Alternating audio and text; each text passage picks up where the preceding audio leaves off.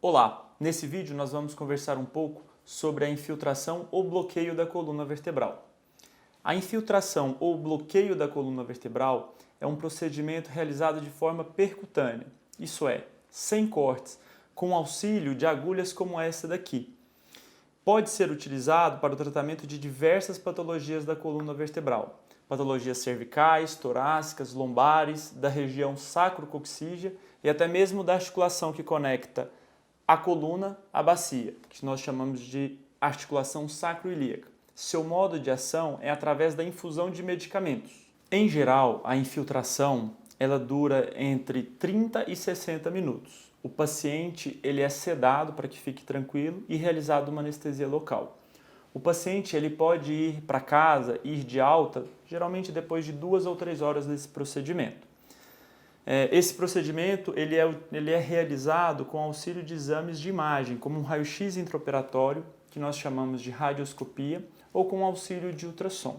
Então, o mais comum é que esse procedimento ele seja realizado em um ambiente hospitalar.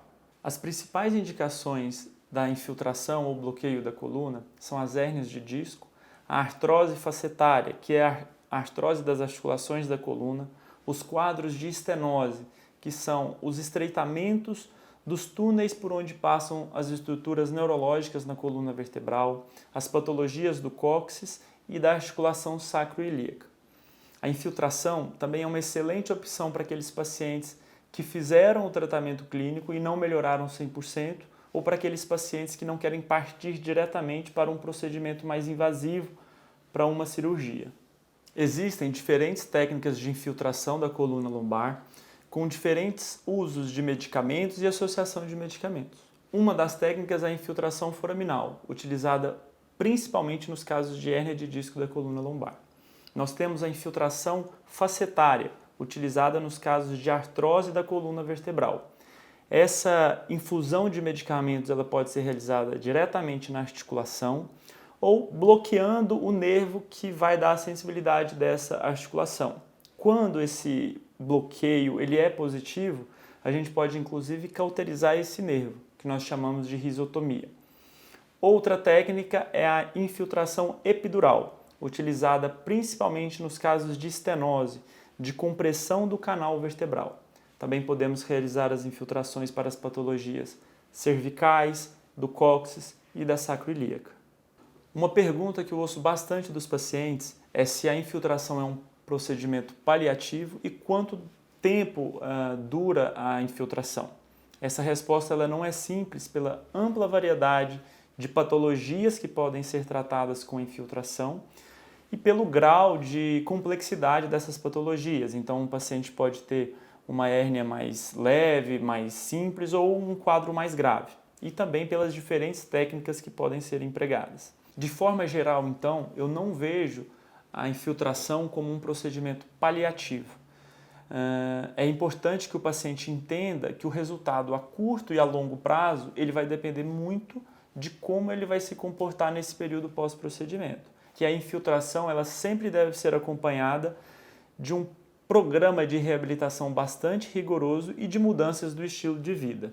Outra situação é no caso de uma hérnia de disco aguda, na qual a infiltração ela é capaz de retirar o processo inflamatório local e dar conforto ao paciente para que o tratamento clínico, fisioterápico seja realizado. Nesse sentido, a infiltração dá conforto ao paciente para que seja completado o tratamento clínico e para que esse paciente não sinta dor, principalmente nesse período inicial. Desta forma, percebemos que a infiltração ela age na raiz do problema, então não sendo só um procedimento paliativo, aumenta também a chance do resultado do tratamento clínico, com fisioterapia, RPG, acupuntura e mudança do estilo de vida. Outra indicação muito importante da infiltração é o bloqueio teste. E isso ocorre porque nem sempre o diagnóstico específico da causa da dor é fácil de ser confirmado. Caso o paciente melhore, além da melhora clínica, a gente confirma o diagnóstico. Caso também esse paciente precise de uma cirurgia posteriormente, nós já temos a certeza de qual é a origem da dor. Outros detalhes importantes são que, pela infiltração ser realizada sem cortes, sem a necessidade de anestesia e ser bastante rápida, os riscos são muito raros. As medicações que são utilizadas são principalmente os anestésicos e os anti-inflamatórios.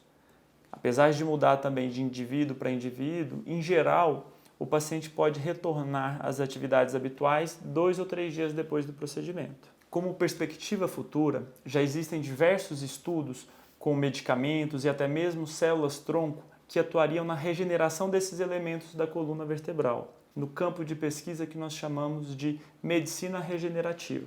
Bom, eu espero que eu tenha contribuído para sanar as dúvidas de vocês e que para vocês conheçam um pouco mais sobre a infiltração da coluna vertebral. Muito obrigado pela atenção e até o próximo vídeo.